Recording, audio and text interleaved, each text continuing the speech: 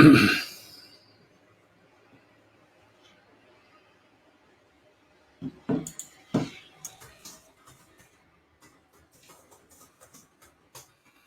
esperando os convidados, pessoal. Mandei o link para eles, estou aguardando eles entrarem. Todos me ouvem bem?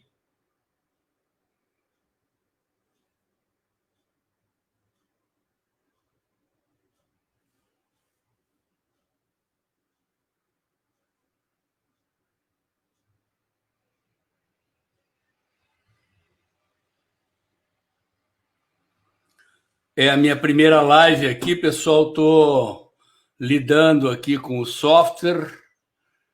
Mandei o link para os convidados, estou aguardando eles entrarem.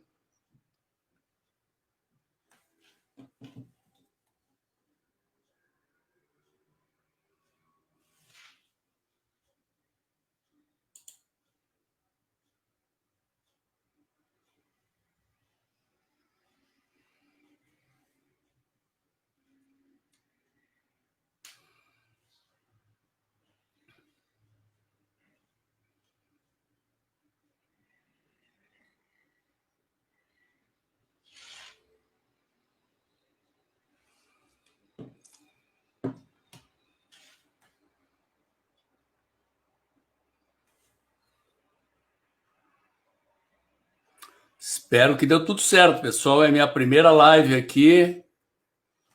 Falta meus convidados entrarem aí. Mandei o link para eles, pedi para eles entrarem um pouquinho mais cedo, para o caso de precisar ajustes, né?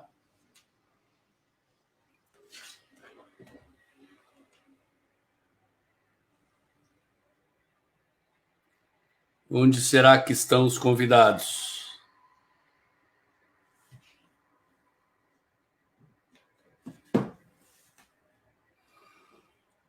Eu fiz um investimentozinho aqui. Comprei uma câmera HD, um microfone profissional.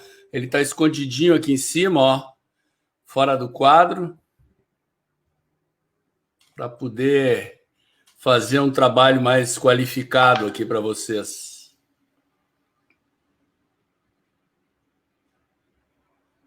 Onde estão meus convidados?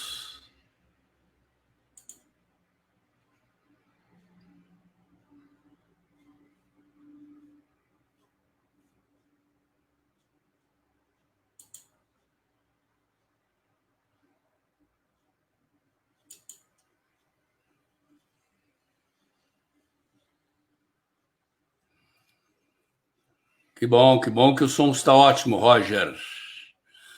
Eliane, Afonso, Juliana. Oi, Ju, tudo bem? Alexandre Souza, Humberto Serra. Pessoal chegando aí, Filis, Helena Lucena, Rodolfo, Alexander, Yoko. É isso aí, pessoal.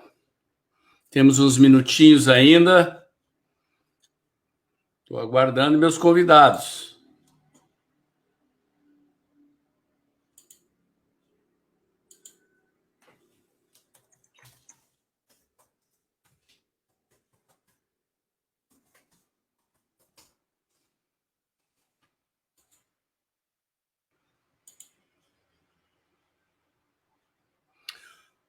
Eliane, o assunto é o futuro do movimento conservador no Brasil, depois das mudanças aí que estão acontecendo no governo Bolsonaro.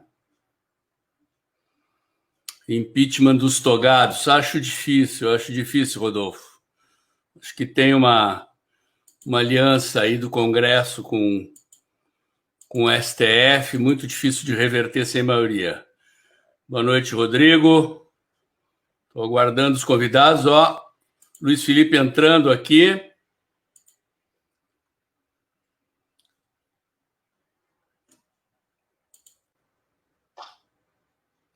Aí, Luiz, boa noite, deputado, tudo bem? Tudo bem, Paulo? Falta só o Eduardo. Tudo bem, boa noite, Natália. Vamos aguardar o Eduardo aí. Estava tenso até vocês entrarem, porque é a minha primeira live aqui, estou aprendendo a usar o software. mas aparentemente vai tudo bem, né? Só precisamos agora que o Eduardo entre.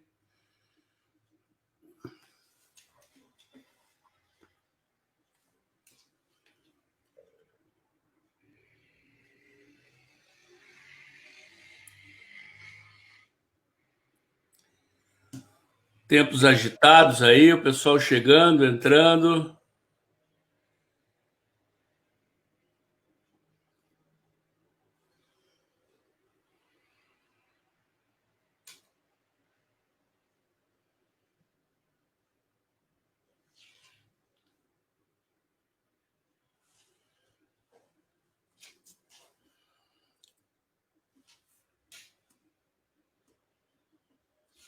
Já estamos com 23 pessoas aqui entrando, acho que vai crescendo à medida que vamos nos aproximando do horário.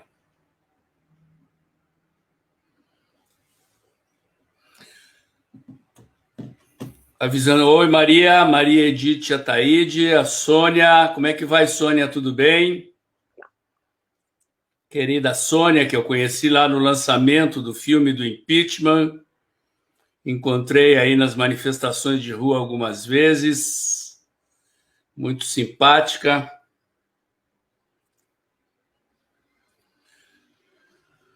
Depois de uma conversa com os dois convidados, eu vou abrir para perguntas, ok? Eduardo de Matos Alencar entrando. Tudo bem, Eduardo? Deputado, tudo bem? Tudo bem? Como é que vai, Eduardo? Tudo ótimo. Vamos lá. Tinha marcado para as 8h30, faltam 3 minutinhos. Vamos segurar um pouquinho. 27 pessoas já no ar. Paulo, como é que você está pensando? Eu mandei um roteirinho para vocês. A ideia é a seguinte, tá? Eu vou fazer uma breve apresentação de vocês para os convidados. Vou fazer 4 perguntas. E aí 15 minutos para o deputado falar, 15 minutos para ti. Eu faço uma rodada em cima da fala de vocês e abro para perguntas do público e a gente faz uma rodada final. Acredito aí que com 90 minutos de live já temos 31 pessoas. Começar pontualmente, ainda faltam 2 minutos, mas é fundamentalmente isso, né? Nós vamos discutir o futuro do movimento conservador depois dessas mudanças na conjuntura aí, das mudanças que o governo Bolsonaro está vivendo. Mais um minutinho até. Entrou o Brian aqui, mais um. Boa noite, Brian. Eduardo, dá uma olhadinha se tu está com alguma coisa ligada aí. Eu acho que está com um ruído entrando. Não sei se tu está com o teu YouTube ligado, alguma coisa. Ventilador, deve ser o ventilador. Minutinho.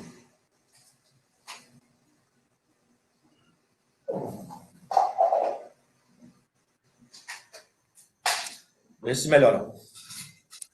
Melhorou. Boa noite, Adriano. Boa noite, Lúcia. Pessoal chegando, já temos 38 pessoas. Mais um pouquinho e começamos.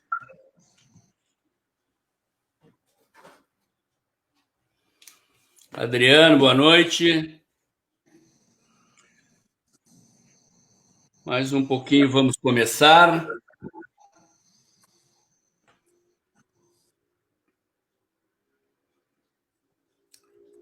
Pontualidade britânica. Como o pessoal sempre dá uma enroladinha no começo da live, a gente já deu essa enroladinha, começando 5 minutos antes, para o pessoal ir chegando.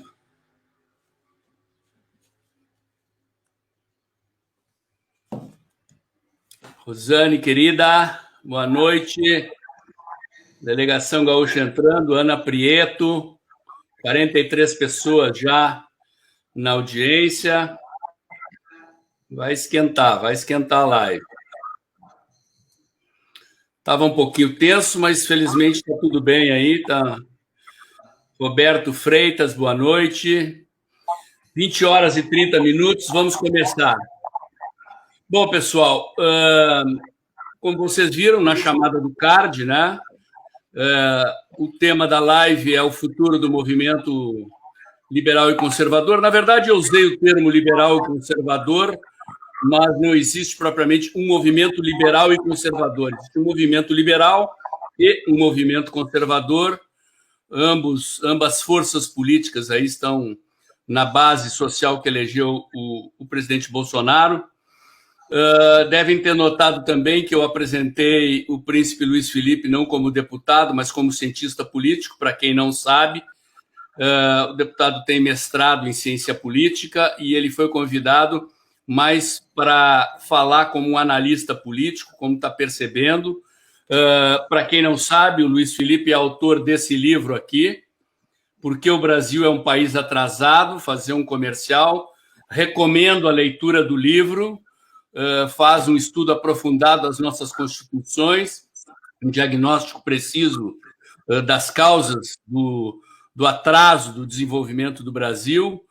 É um livro de leitura muito fácil para pessoas que não são iniciadas na ciência política.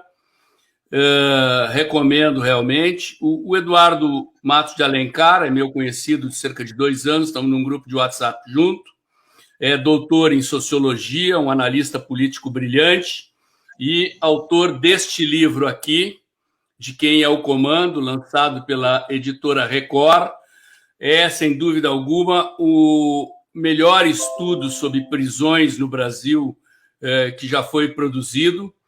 É um calhamaço de 500 páginas, resultado da tese de doutorado do Eduardo, e, ao contrário do que muita gente pensa sobre os sociólogos, o Eduardo tem um texto leve, fácil, maravilhoso,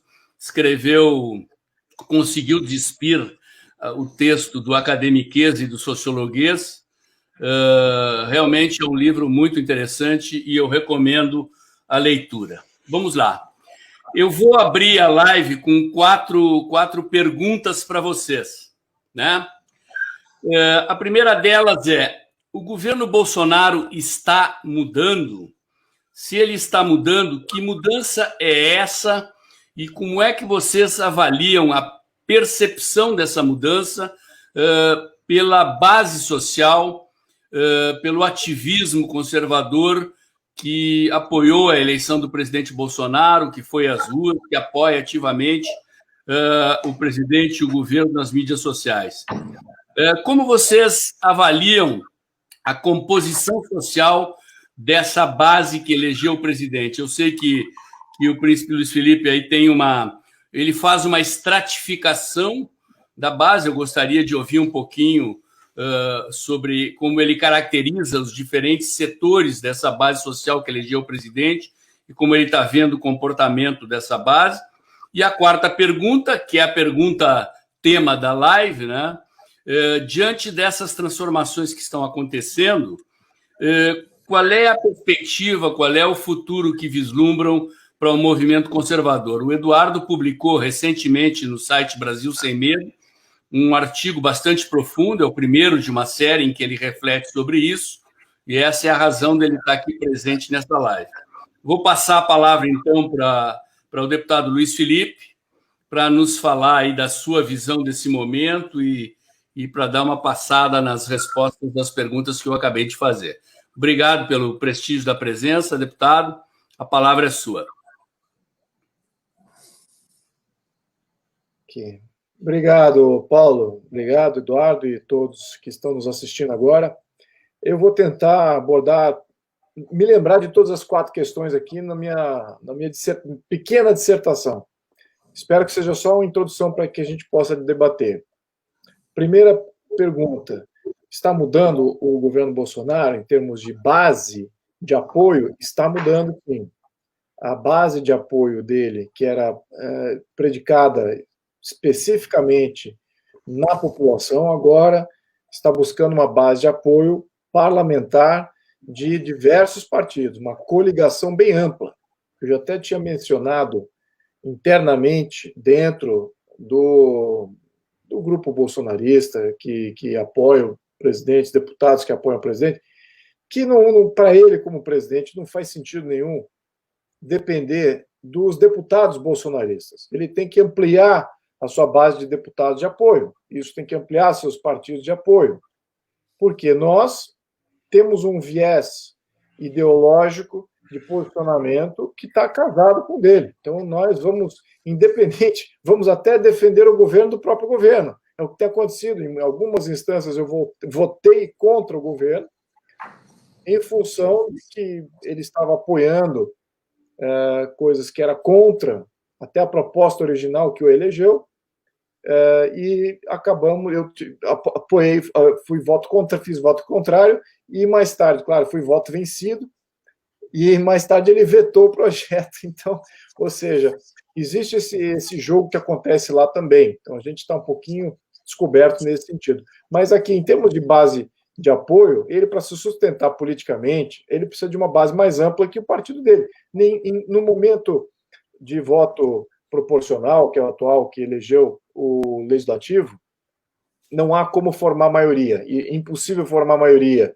Um partido seja majoritário, ter ali 250, 260 deputados.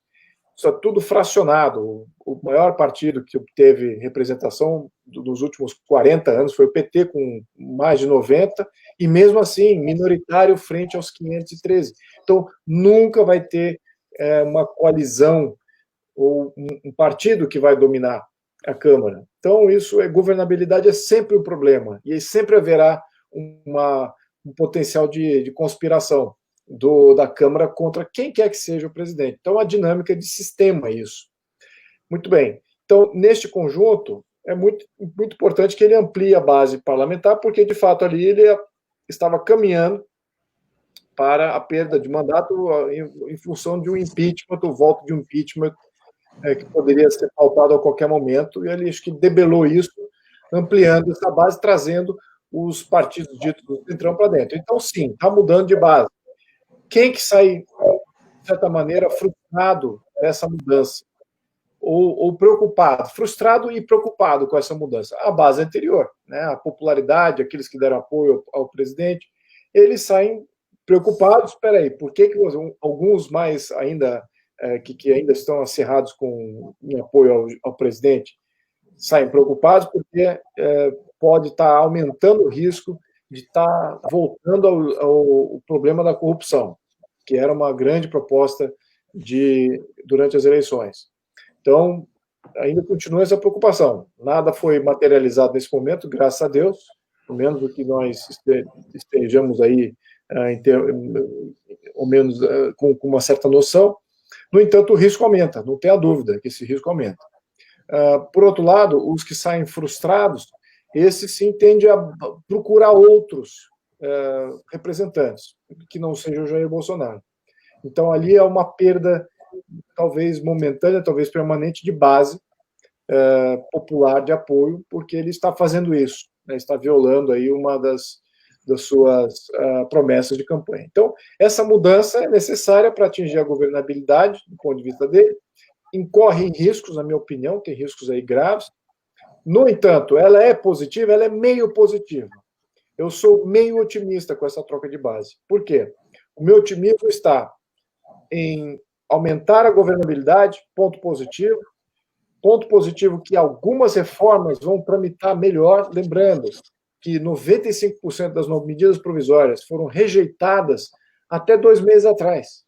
Depois, havendo essa mudança de base, as medidas provisórias, a agenda do governo, está começando a ser votada e a ser passada. Claro que não são propostas polêmicas e propostas que são do cunho conservador. São propostas, eu diria que o termo é lateral, né? São mudanças infraconstitucionais, melhorias de alguns códigos que estão ultrapassados, etc., que há, de certa maneira, um consenso aí bem mais amplo.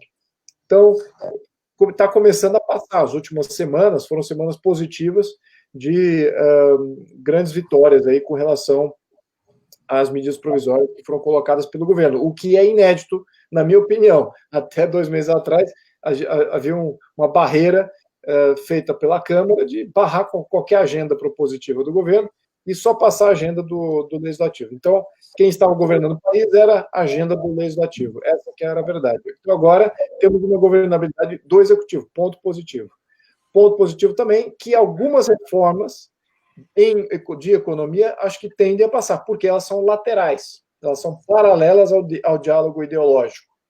Claro que você vai ter sempre uma oposição que não tolera capitalismo, não tolera livre iniciativa, não tolera propriedade privada, não tolera livre expressão, não tolera os conservadores. Eles querem cercear toda a existência, querem aniquilar a existência dessa nova onda conservadora.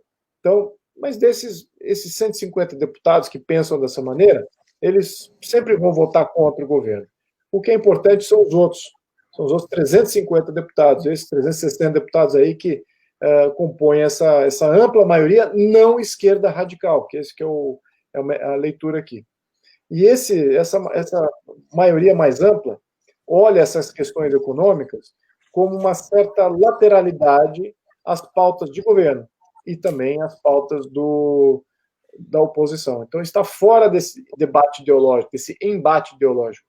Então, é muito provável que algumas pautas de economia vão ir adiante, né? Talvez até reforma tributária, talvez até uma reforma administrativa e uma série de outras reformas e ajustes que são decorrentes dessa. No entanto, isso tem limite. Qual é o limite, na minha opinião? Eu acho que o Centrão vai resistir uma reforma econômica mais ampla, do ponto de vista de desburocratizar, tirar poder de agência reguladora, porque a burocracia dá poder ao Centrão. Eles nomearam, tem cargos agora, querem exercer esses cargos, e o cargo é o que dá poder ao Centrão. São pessoas que ali criam os problemas regulamentares. Lembrando, a burocracia, ela também legisla. Ela cria normas, cria multas, cria uma série de taxas que cerceiam a atividade econômica. E quando você quer desburocratizar, tirar poder dessas agências reguladoras, e você tem lá uma pessoa do Centrão que foi nomeada para essa posição, ele não vai querer perder poder. E a desregulamentação é exatamente isso, é tirar poder das agências reguladoras, para liberalizar a economia, a livre iniciativa, as oportunidades começarem a fluir. Então, esse tipo de iniciativa, acho que o Centrão vai ser resistente. Vai ser resistente também em questões de privatização. É sempre um nome lá extremamente... As duas coisas vão casadas, na minha opinião.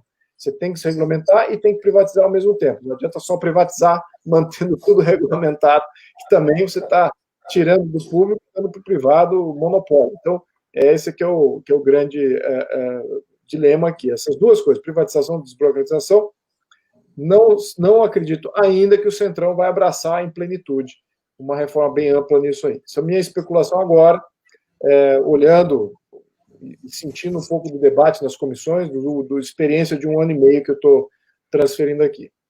Também não acho que o Centrão vai fazer reformas políticas muito amplas. O Centrão ali tem um fisiologismo enraizado com o atual modelo, acha que o atual modelo que elegeu a todos eles é um modelo bom, não vai querer se ver livre do fundo eleitoral, do fundo partidário, de serem eleitos pelo sistema. O Centrão, vamos lembrar, a maioria dos deputados do Centrão, eles não têm um diálogo direto e um contato direto com o seu eleitorado. É raro as exceções que tem.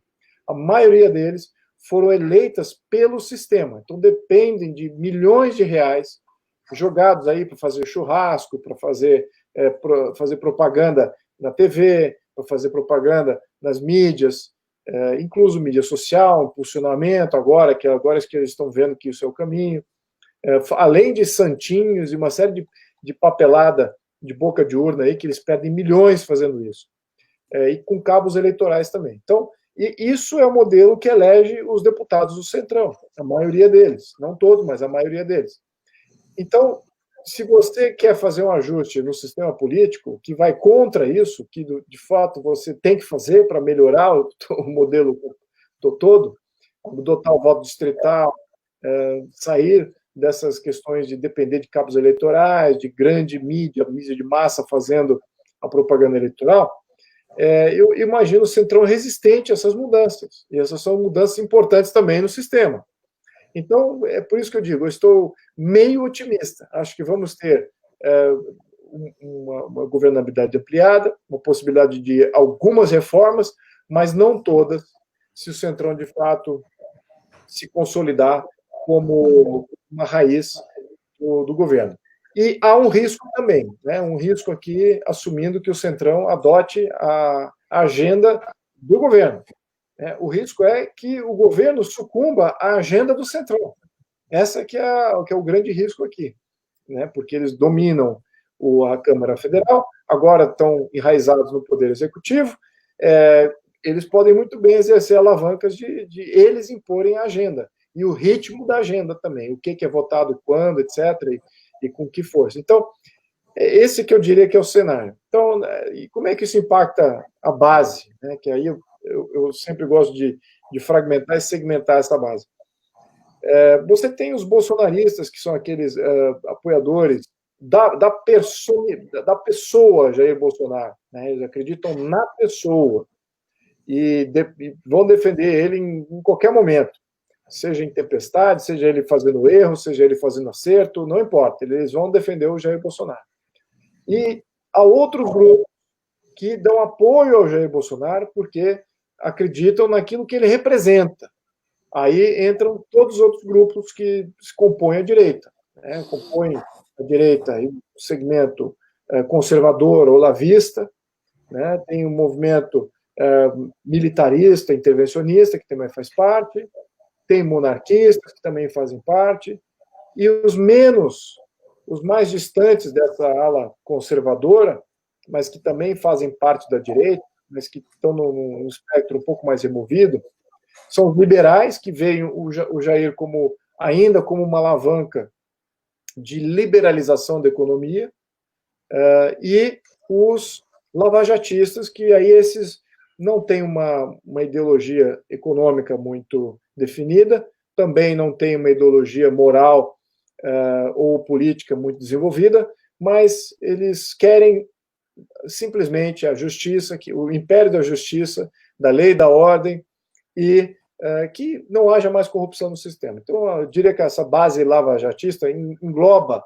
todas essas outras frentes ideológicas da direita também, só que, claro que é uma base mais ampla e ela talvez não tolere algumas dessas decisões políticas de sobrevivência que o presidente está tomando. Essa eu diria que é a base a ser perdida. Também alguns dos liberais, essa é uma base que talvez desista de apoio, né? Uma parte dessas duas bases. Assim, vão buscar né? Uma outra alternativa. Talvez vão, aqui entrando no mérito disso, é que talvez vão buscar aí alguma solução utópica que também não se apresentou ainda. Enfim, então essa que é eu diria que é o impacto. Né? Então eu diria que os bolsonaristas vão continuar firmes, aqueles que defendem o que o Jair defende, ou seja, aqueles que defendem a direção geral do governo, esses vão fazer críticas, como eu faço, né? Eles vão fazer críticas, mas ainda vão apoiar o governo, porque não há outra alternativa nesse momento.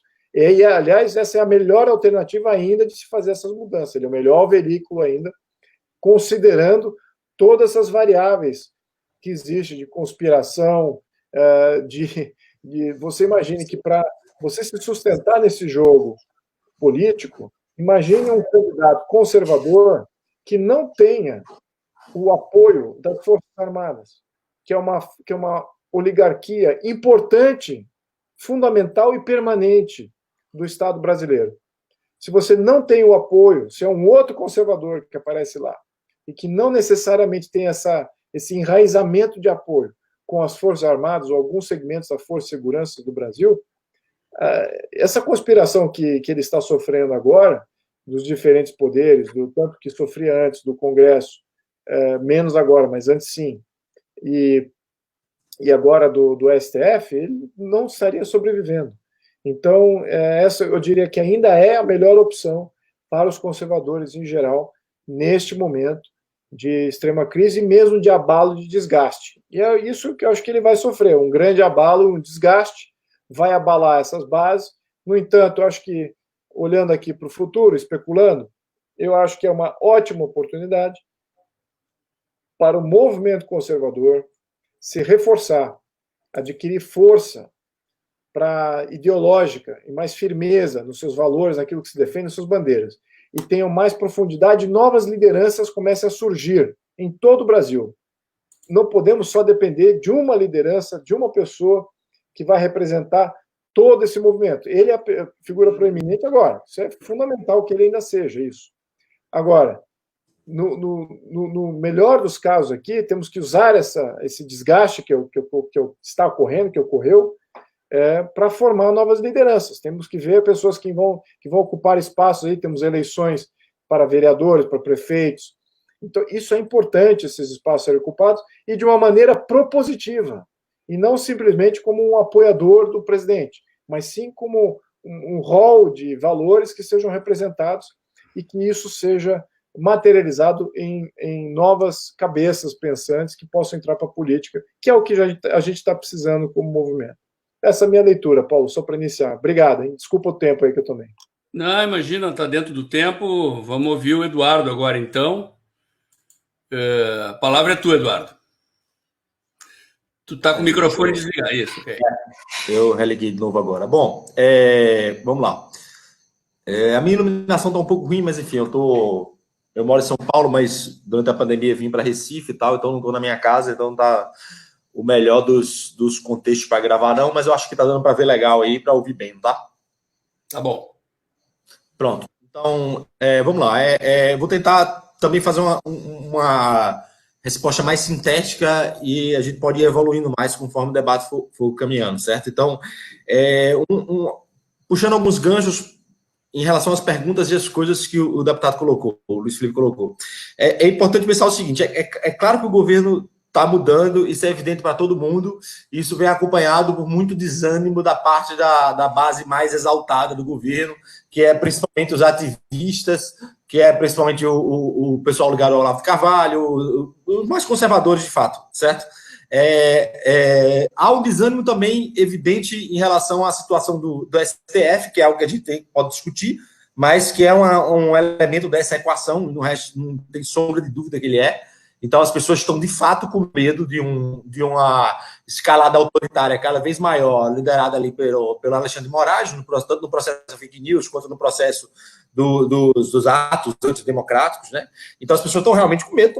Tem gente que foi presa. Hoje, o Oswaldo Eustáquio foi preso. Então, tudo com base, né? Hoje, o Oswaldo Eustáquio foi preso com base afirmações oblíquas sobre intervenção militar, o que é um absurdo, porque se a gente for levar por esse lado, vão ter que prender também o Ives Gandra, que foi um dos que puxou esse debate sobre o artigo 142 e tal, que resultou nesse problema que a gente está vivendo hoje agora, certo? Então é evidente que essa base está confusa, todo mundo está meio confuso, ninguém sabe o que é que vai acontecer nesse momento. Agora, se a gente for olhar lá atrás, vamos lá pensar nos diversos grupos que, digamos aqui, se enquadraram no bolsonarismo, né, de alguma forma, ou que gravitam em torno do bolsonarismo. Porque tem uma coisa que a gente sabe, a gente que digamos, tá dentro do conservadorismo no Brasil hoje, é que ele não se encaixa com aquilo que se fala dele do ponto de vista de fora, certo? Aquilo que, como se fosse assim, ele está aqui um grupo todo unido, né, ou uma ala ideológica muito bem fundamentada, um bolsonarismo como estrutura hierarquizada, etc., uma organização articulada e tal. A gente sabe que não tem isso. O bolsonarismo hoje se compõe de diversas redes que às vezes conversam entre si, às vezes elas não conversam, certo? Às vezes a gente sabe que existem situações assim, pequenos grupos que se encontram no WhatsApp e tem alguns pontos de conexão entre esses grupos e que são formados de intermediários diversos, desde um influenciador digital, um youtuber, até um cara que escreve no Twitter, até um cara que faz análise política, até um deputado. Tem grupo, tem situações em que essas pessoas se encontram, tem situações que elas não se encontram, tem pessoas que simplesmente não se conhecem, tem pessoas que não se falam, enfim. É um sistema frouxamente articulado de atores que trocam informação, às vezes recurso e às vezes tecnologia, mas não por baixo de uma rede hierárquica clara, mesmo que nessa rede tenham pessoas que estão inseridas dentro do Estado, como deputado, alguém que trabalha em alguma secretaria e tal. A gente sabe que o sistema não é hierarquizado. E um dos problemas que a gente vê nessas investigações é exatamente o esforço das pessoas de tentarem encontrar hierarquias e uma organização própria em algo que é muito mais desorganizado do que a gente gostaria que fosse, né? Então, assim, antes fosse o bolsonarismo uma organização hierarquizada, disciplinada, com recursos próprios e com espaços para decisão, seleção de liderança, tudo mais que a gente gostaria que tivesse num partido, mas a gente sabe que não tem, certo? Então, é claro que essa rede tá zonza, está acontecendo, mas se a gente for olhar lá atrás, né, na composição do governo, quem é que estava na composição do governo, basicamente? Você tinha um grupo grande de evangélicos, você tinha os chamados lavajatistas, você tinha os olavistas, você tinha os militares, você tinha os liberais, você tinha alguns políticos tradicionais que estavam com o Bolsonaro desde o início da campanha. Vocês estão me ouvindo direito, né? Porque eu não estou vendo vocês mais. Sim, está ótimo. Estamos ouvindo. Tem como projetar vocês na minha tela? Porque aí fica mais fácil para não falar só olhando para mim mesmo. É que o pessoal pediu para projetar você. Sem problema. Então manda ver. Manda ver. Prefere assim? Dando aula assim. Não, se pedir ficar melhor para o público, me projeta para o público, não tem problema nenhum, tá? Então, eu me viro. Bom, então, esses grupos estavam no começo do governo, vários deles continuam no governo, outros, evidentemente, saíram. Então, por exemplo, o lavajatismo com aspiração política saiu junto com o Sérgio Moro, isso é óbvio. Né? Então, toda a estrutura lá que estava no Ministério da Justiça e tal, que tinha aspiração política, continua tendo aspiração política, saiu fora do governo por motivos que não vale a pena discutir, por algumas razões que não estão todas elas muito claras ainda sobre essa situação, mas eles saíram fora, o que não significa que a base de eleitores ligado ao lavajatismo rompeu o governo, porque a ideia de que o governo abandonou a agenda de combate à corrupção ainda está, digamos assim, em suspenso, vide as operações da Polícia Federal em relação ao Covidão, né, os escândalos de corrupção provocados pelo uso irresponsável, uso criminoso de verbas que deveriam ser utilizadas na pandemia. Então, as pessoas viram esse movimento não batia demais com a ideia de que quando o Sérgio Moro saísse, a Polícia Federal ia parar de trabalhar, ia parar de caçar corrupção, etc. Então, a gente não sabe se essa base eleitoral, que a gente também não sabe o tamanho exato e certo dela, está dentro do governo ou saiu fora. Eu desconfio que uma parte dela considerava estar dentro. Então, eu acho que a turma do Lava Jato levou menos gente para fora do que se imaginava que levaria dentro do governo. Você tem uma ala militar continuando no governo e você tem, evidentemente, pessoas ligadas ao olavismo, ao Olavo de Carvalho, que nunca conseguiram constituir um grupo muito bem estabelecido no governo, porque ele tem entrada em alguns ministérios, entrada em algumas assessorias, e perde espaço, ganha espaço, perde espaço, ganha espaço. Tanto o espaço do MEC perdeu, ganhou, perdeu de novo agora, tinha o espaço da cultura, perdeu o espaço da cultura, agora com a entrada do Mário Frias, parece que ele já sinalizou para algumas pessoas dos antigos grupos que estavam lá na cultura, e algumas pessoas começam a reassumir posições, ou então ser reordenado em posições, então não é um jogo tão marcado assim, né? A imprensa quer vender como se o Bolsonaro se distanciou da chamada ala ideológica, que já é um nome particularmente desculpa, mais estúpido para se dar para a situação. Enfim, o que é que não é ala ideológica nesse processo? O que é que não é ideologia em termos de... O que é que não pode ser classificado como ideologia em termos políticos, né?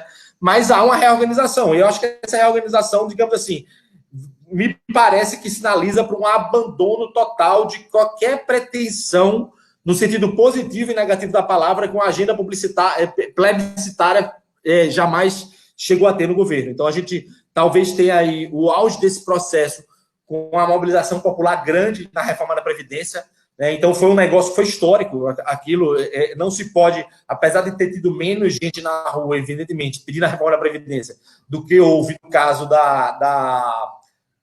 do impeachment de Dilma Rousseff, por exemplo, ou do que foi uma quantidade de gente impressionante, considerando que era uma reforma absolutamente impopular, certo? Então não era lá uma grande mudança que não fosse mais para dar fôlego para o Estado poder intervir e para dar sobrevivência para o sistema previdenciário. Então, usualmente, o panorama que a gente vê disso em outros países do mundo é pessoas protestando contra a reforma de Previdência, mesmo que elas sejam necessárias. Aqui no Brasil foi o contrário, você teve mais gente protestando a favor do que gente contra. E aquilo empolgou muita gente, porque, ainda que houvesse tido articulação nos bastidores, a gente sabe que houve mesmo alguma, houve negociação política e tal, mesmo que ela tenha sido truncada e marcada por aproximações sucessivas e recuos e traições, etc., como o Luiz Felipe falou, mesmo que tivesse havido isso, as pessoas se empolgaram e pensaram que daria para ir na marra e para fazer um governo na base da marra, na base da aprovação popular. não foi isso que aconteceu por diversos motivos, inúmeros motivos.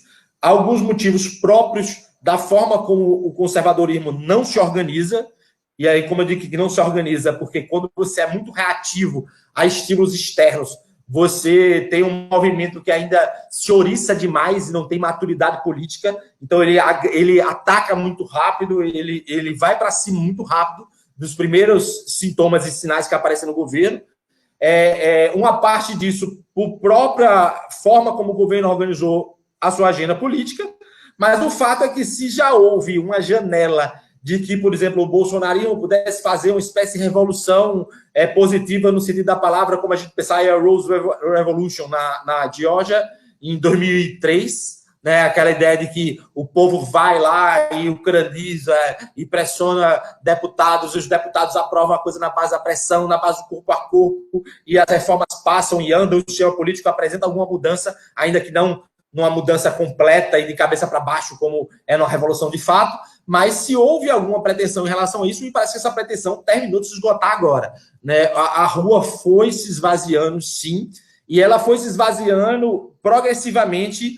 Eu vi, pelo menos olhando esse processo agora, a gente não está tão distante para ele para olhar, mas me parece que ela foi se esvaziando progressivamente como uma rua que reagia a acordos ou traições que eram feitas no governo, mas que nunca estavam muito claro para essa rua qual era o sentido delas. Então, ora a rua protesta contra Gilmar Mendes, aí não pode protestar contra o Toffoli, aí tem que protestar contra um, aí não pode protestar contra o outro, aí agora para de protestar contra isso, para de protestar contra aquilo, agora a gente protesta contra isso, aquilo, outro, e as coisas foram ficando cansativas e confusas, porque não houve, digamos assim, por uma opção política ou por falta de opção dela, não houve a ideia do governo de que, vamos botar aqui todas as propostas aqui na mesa e o povo vai para o pau, vai para a rua para trocar essas propostas para frente e a gente vai desafiar mesmo o sistema e acabou. Pronto. Isso não aconteceu. Não cabe aqui elencar todos os motivos para não ter acontecido, mas o fato é que não aconteceu. A gente não sabe se foi por decisão própria do Bolsonaro, se foi por impossibilidades disso, se foi por descrença, se foi por ver que aquela quantidade de pessoas na rua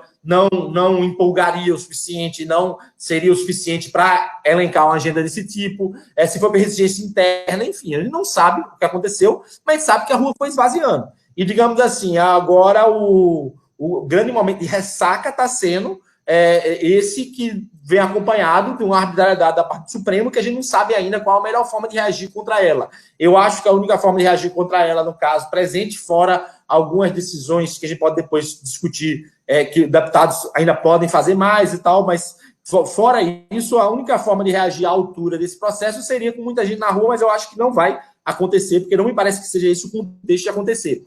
Então, eu acho que isso sinalizou para o movimento conservador o seguinte, que ele tem que começar a atuar em outras bases, em outras medidas. Significa dar o lema lá leninista, dar 2 passos para trás para dar 3 para frente. Ou seja, desfocar um pouco a atenção do governo, porque é como se fosse assim, a atividade de governo e de negociação política começa agora, desfocar um pouco de atenção do governo e começar a olhar mais para dentro e para o lado das suas próprias bases. Até porque isso me parece que é a única maneira que você tem realmente de criar agenda e disputar espaço efetivo para reformas efetivas se afirmarem do governo. Uma coisa interessante que o Luiz Felipe colocou aí, em relação ao Centrão, é que o Centrão vai disputar a agenda, mas a única forma que você tem na prática de enfraquecer um Centrão para que se dispute a agenda é se você tira as condições de possibilidade desse próprio Centrão se afirmar como um poder político. Então, por exemplo, o Luiz Felipe elencou vários recursos e situações dos quais os deputados do Centrão fazem uso para poder se eleger. Mas uma delas que a gente sabe são prefeituras. Nenhum deputado do Centrão, ou na verdade quase nenhum outro grande partido, se elege, a não ser que ele seja um deputado de presença forte em rede social, que tenha se eleito nessa onda da rede social, ele não se elege se não tiver apoio de prefeitos. Porque os prefeitos que, por sua vez, fazem as conexões locais com os intermediários locais, com as lideranças locais, que trocam serviços que deveriam ser públicos por voto, etc. E esse tipo de negociação é feita o tempo inteiro. Sem prefeitura, o Centrão não tem poder. Então, é uma coisa de base, de voltar para as bases e de começar a avançar sobre aquilo que é condição de possibilidade do governo de governar o Estado brasileiro, certo? Então, o governo mudou, obviamente mudou. Alguns grupos saíram, algumas agendas, aparentemente, a gente não sabe, porque você dizer que as agendas foram abandonadas, para mim é exagero. Então, por exemplo, o fato do Weintraub ter saído do MEC, a agenda conservadora foi abandonada pelo MEC. Não, peraí, se a gente parasse para olhar circunstancialmente ali, no MEC você tinha dois projetos que eram muito, digamos assim, muito centrais para aquelas agendas conservadoras, que é o que está sendo tocado pelo Carlos Nadalim, até onde a gente sabe continua sendo, questão de política nacional da alfabetização fônica, etc., tudo que a gente sabe que tem que ter mesmo, e as escolas cívico-militares, que são, digamos assim, parte da bandeira do Bolsonaro, e que apesar de o Weintraub nunca ter conseguido dar escala para o projeto, porque se pensava em 217 escolas militares, salvo engano, até 2022, ou seja, não é nada perto das 140 mil escolas públicas que a gente tem, apesar de nunca ter sido algo com escala, ele realmente responde a uma demanda social mais difusa, que atinge um público muito grande, que é uma demanda por ordem, porque as escolas públicas brasileiras são desordenadas, são violentas, são indisciplinadas, então elas são espaços de não ensino, porque você não tem como ensinar qualquer coisa que seja, mesmo coisas erradas, se você não tem uma escola ordenada, se você não tem um aluno que consiga sentar 50 minutos para ouvir um professor falar durante 50 minutos. Então, esse projeto atendia uma demanda por ordem, e que, digamos assim, a gente não sabe se vai ser abandonado ou não. Então, o ministro novo entrou agora, está com uma confusão, falou bem de cota. De fato, cota não era uma bandeira que o Bolsonaro era contrário a isso. Se isso for avançar, é um sinal ruim em termos de campanha, em termos das bandeiras de campanha do Bolsonaro. Mas, as grandes agendas que o conservadorismo tinha no governo, eu não consigo ver ainda grandes agendas formadas pelo conservadorismo no governo. O governo tinha uma proposta muito forte e bem estruturada de reformas econômicas. Então, o desafio agora é saber se essas reformas vão passar. E o governo tem uma proposta forte de estrutura de combate à corrupção em termos de um pacote anticrime que fracassou também. Essa proposta de mudança legislativa, ela deu muito errado, por vários motivos também, que a gente não cabe ter que ficar estendendo isso por aqui para não prolongar demais o debate. Mas, digamos assim, em termos de o governo abandonar suas pautas conservadoras, eu acho que ainda é muito cedo para dizer isso, até porque essas pautas estavam muito difusas. A gente ainda não tem políticas públicas conservadoras de fato, certo? Esse é um dos problemas também que concerne a base hoje. Pensar, elaborar, ocupar espaços para que a gente possa ter pessoas com treino suficiente na máquina pública, pessoas que estudem políticas públicas, que estudem o Estado brasileiro, que entendam quais são os mecanismos da burocracia que precisam ser mudados para direcionar a burocracia para a realização de pautas conservadoras de fato, certo? Então, aí não tem essas pautas ainda, né? Qual é a grande política pública conservadora para a educação? Quem disser que tem, está com conversa fiada. A gente não tem hoje 20 artigos sobre educação, sobre política pública da educação, publicados por conservadores. Se você não tem 20 artigos publicados por conservadores, por autores conservadores, seja lá eles quem sejam, você então não tem acúmulo suficiente de ideias que deviam ser implementadas para implementar uma política pública de educação conservadora, com valores conservadores, ali na ponta, no município, no estado ou no MEC. Se você não tem nem a ideia, você tampouco vai ter o quadro técnico capaz de implementar essa ideia e de ver o que é que dá certo na ponta ou não dá. Então, assim, a gente não tinha muitas das coisas que se está dizendo que a gente está perdendo agora. A gente tinha a ilusão de controle de ter elas. Então, o que a gente tinha era um discurso autojustificador, certo? Que dizia assim, estamos acabando com a esquerda na educação, estamos acabando com a esquerda na cultura. Não, a gente não estava acabando nem com a esquerda na educação, nem com a esquerda na cultura. A gente podia estar disposto para briga, querendo ir para cima, pegando disputa pública em relação a isso, mas a gente estava muito longe de acabar com qualquer hegemonia nesse sentido, porque a gente não tem nem quadro formado, nem pensamento sobre o Estado brasileiro ainda formado, e nem base o suficiente para isso. Então, eu acho que essa porrada de agora deveria servir para a gente voltar alguns passos e ver, olha, qual é o passo a passo que a gente tem para construir isso, certo? Para disputar espaço, como o Luiz Felipe falou, seja dentro do governo Bolsonaro, seja depois do governo Bolsonaro. Estou dizendo aqui que Bolsonaro vai cair. Estou dizendo que Bolsonaro um dia morrerá. Pode ser que ele morra daqui a 50 anos.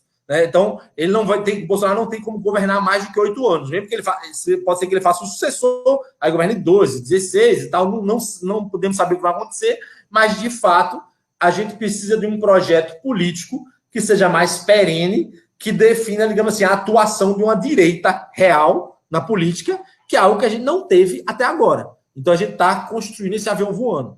Eu acho que o momento agora é disso, é de pensar onde é que a gente não estava ocupando, o que é que a gente não estava fazendo e o que é que a gente pode fazer de agora em diante. Ok, Eduardo. Bom, vocês viram aí, o público está gostando, as manifestações aqui no chat da live são excelentes. Eu vou tentar fazer um pouco de síntese e agregar alguns elementos ao que está sendo dito. Bom, o Luiz Felipe fez uma estratificação aqui da base eleitoral do Bolsonaro, né? São os bolsonaristas, os seguidores da pessoa do presidente, os conservadores, que é um público mais amplo do que o bolsonarismo, né? Que apoiam o governo pelo que ele representa, quer dizer, ele, de certa forma, é um presidente conservador que chegou lá se propondo a implementar a nossa agenda. Um outro segmento liberal, que apoia o governo pela presença do Paulo Guedes, da possibilidade de avançar a agenda liberal na economia, e os lavajatistas, né? O pessoal anticorrupção. E, na avaliação do Luiz, a gente estaria eventualmente sob impacto dessa avalanche midiática aí que está 90 dias batendo no governo unanimemente. Parece que todos os órgãos de imprensa se combinaram entre si, né, sobre a pauta e sobre por onde bater, e batem sistematicamente no governo. Esse segmento mais dessa franja lavajatista e liberal estaria se deixando afetar pelo noticiário, e isso explicaria o índice de reprovação do governo. Quer dizer, na eleição, o presidente juntou bolsonaristas, conservadores, liberais e lavajatistas, fez 57 milhões de votos. Hoje, se a gente for levar em consideração a pesquisa, eu acho que as pessoas desacreditam das pesquisas, mas quem trabalha com ciência política leva em consideração não tanto o número, né, mas as tendências, os agregados, né? Eu diria que, quer dizer, o presidente hoje, concretamente, ele tem uma base fiel de cerca de 30% da sociedade, que eu acho que seria a soma dos bolsonaristas com os conservadores, e acho que a gente ainda retém uma franja liberal enquanto o ministro Paulo Guedes estiver no governo, e não há sinal de que ele vai sair. Esses são 30%, né? Eu vou chamar a atenção de vocês aqui para um detalhe. Quer dizer, agora acabou de sair, eu vou fazer o meu vídeo comentário de amanhã sobre isso, saíram duas pesquisas.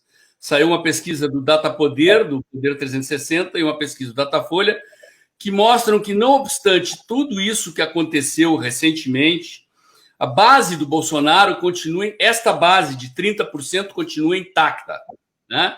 Se você for olhar os percentuais de bom e ótimo do governo em todos os institutos de pesquisa sérios, ela está entre 27% e 32%, né? Bota a margem de erro aqui, um pouco mais para cá, um pouco para cá, 30%, ok?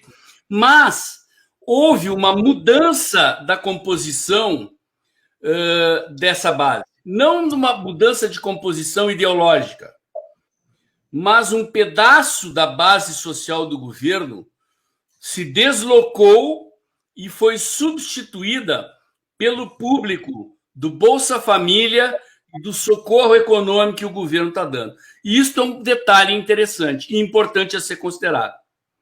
Significa que o governo passará a ser sustentado por um segmento do eleitorado que, agregado a esses seguidores mais fiéis, que são os bolsonaristas e os conservadores, não apoia o governo nem por causa da Lava Jato, né, e nem por causa das bandeiras conservadoras, mas porque recebe um auxílio econômico do governo. Num certo sentido, é um movimento parecido com o que aconteceu no governo Lula, né? Quer dizer, o PT ele cresceu na classe média ao longo de anos, chegou ao governo e, através do Bolsa Família, ele tirou a base do antigo PFL, do DEM no Nordeste, e substituiu esse segmento de classe média que ele perdeu por este segmento das bolsas, aí, esse segmento atendido assistencialmente por o governo. Não se sabe como esse segmento vai se comportar à medida em que, embora o Bolsa Família vai ser turbinado, embora o governo anuncie políticas públicas para os autônomos que estavam fora dos cadastros e agora, com o socorro do governo, estão no cadastro, o governo está anunciando que terá políticas públicas para esse público, né? Mas o socorro do governo vai ser prorrogado por mais 3 parcelas, segundo o governo anunciou ontem, né? R$ 1.200 divididos em 3 parcelas decrescentes, significa o quê? Daqui 4 meses acabou o socorro, né? Então não se sabe o que o governo vai fazer. Então eu chamo atenção para isso, estou colocando, não tenho claro o que vai acontecer, mas isso é um elemento subjacente, né? Porque quem olha lá, o presidente tem 30% fixo, né? Não, o número não se mexeu, mas por baixo do número, a composição socioeconômica, né, societária do eleitorado mudou em parte. Isso é um elemento que precisa ser considerado. Segundo, o Eduardo, a sua análise, ele levanta uma questão bastante importante, que é a da imaturidade política do nosso movimento, né? Ou seja, nós temos aí um segmento do conservadorismo que é composto de ativistas que saíram para as ruas a partir de 2013, né? Uma parcela expressiva desse pessoal estudou o conservadorismo, principalmente por influência do Olavo, de alguns outros pensadores, mas eu me atreveria a dizer que a parcela majoritária desse eleitorado não conhece os fundamentos teóricos do conservadorismo, né? São conservadores, assim, com uma identificação genérica contra o aborto, contra a liberação de drogas, a favor da preservação da família, contra o casamento gay, essas bandeiras genéricas, mas sem muita consistência. Mas todos, inclusive os olavistas, né, são pessoas sem experiência de participação em governo, com raras exceções. Aquilo que o Eduardo falou, né, quando ele falou artigos, ele estava falando artigos acadêmicos, quer dizer, são pessoas que não têm experiências em refletir sobre políticas públicas e, consequentemente, não têm propostas de políticas públicas para a educação, para a segurança, para a área social, para botar no lugar daquilo que a esquerda fez, né? Portanto, há 2 imaturidades aqui, uma imaturidade organizacional, né? E aqui é importante fazer, com todos os méritos que o presidente Bolsonaro tem como líder, né? Nós não chegaríamos no governo sem ele, mas ele também não chegaria no governo sem nós, sem toda essa base, né? O presidente nunca levou a sério a questão de organizar um partido, né? Ele gosta da relação direta com o eleitor, né? E, a meu ver, ele entende o partido apenas como uma ferramenta para ganhar a eleição. E o partido, na verdade, ele é uma ferramenta de conquista e sustentação do poder. E se sustenta poder com gente formada politicamente. O partido ele fomenta esses núcleos de pensamento político capazes de formular políticas públicas, ele forma a gente para ocupar cargos no governo e colocar as políticas públicas em prática, né?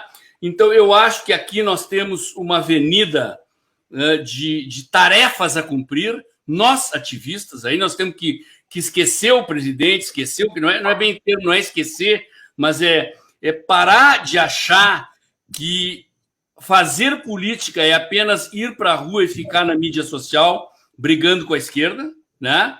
Quer dizer, não significa que nós temos que parar de ir para a rua, nem que nós temos que parar de fazer ativismo na mídia social, mas está na hora de constituir essas organizações secundárias, que são os institutos, que são as fundações, e está na hora de levar a sério a missão de construir um partido, não apenas para concorrer em eleições, mas para formar gente para disputar e ocupar o poder e dar consistência ao governo.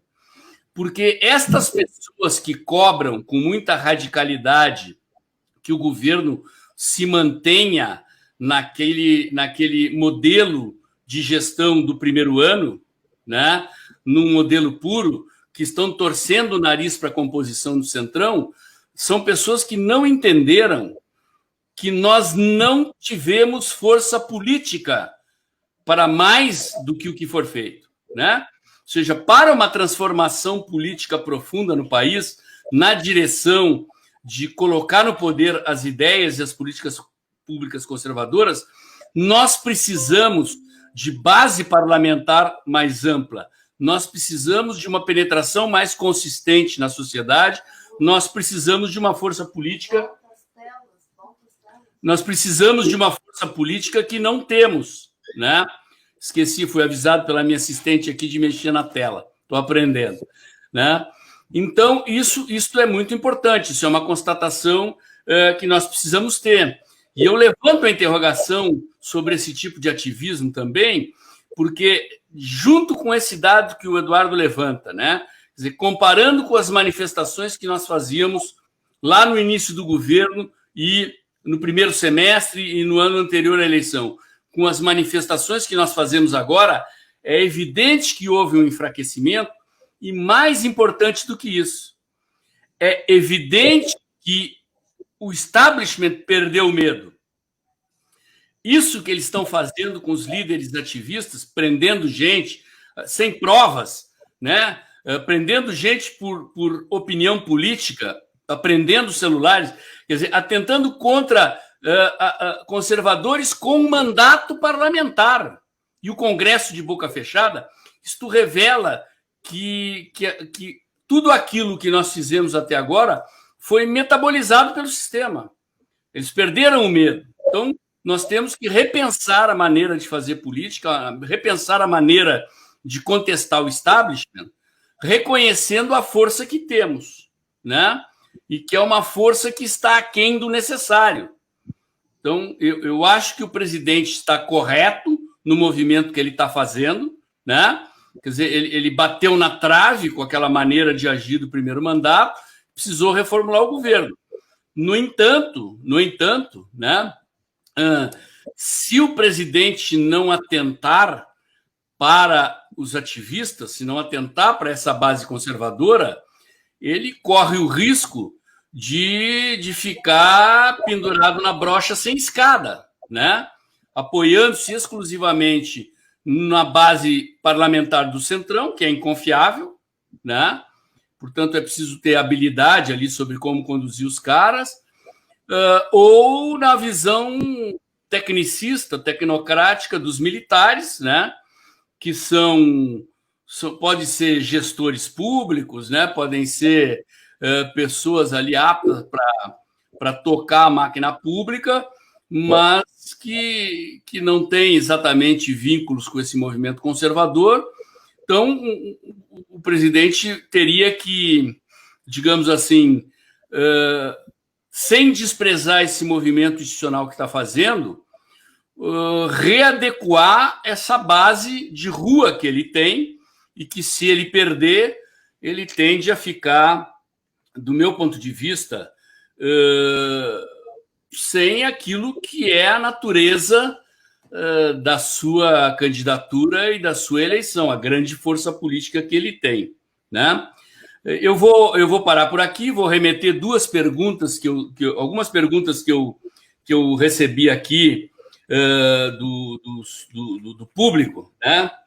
A primeira dela eu deixo para os dois, mas eu vou deixar para o Eduardo, porque as outras duas são mais focadas no Luiz Felipe. Quer dizer, que instrumentos, Eduardo,